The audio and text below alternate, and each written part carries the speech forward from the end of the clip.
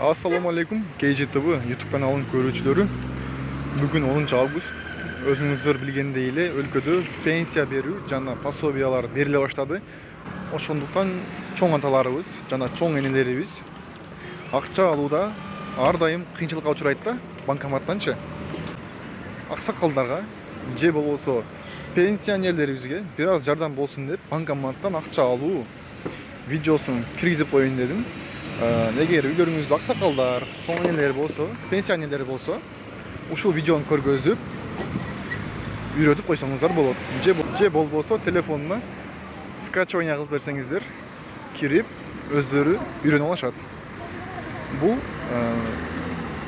пенсионерлерге кылган эң чоң жардамыбыз болот. Мына биз банкоматка келдик. Картаны салабыз. Бул жерден тандоо тилин тандайбыз. Кыргызча. Бир аз загрузка болот. Пин код теребиз. Чынында биз бул жерден карта тууралуу маалымат басабыз. Ичинде канча сом акча бар экенин. Бизде 111 сом бар. Шуну чыгарабыз. Чыгуу жана накталай алуу. Баскычын басабыз. Бул жерден башка сумма 100 сомду басабыз. Жана улантылсын баскычын басабыз. Накталай алуу. Бул жерде бир аз загрузка болот.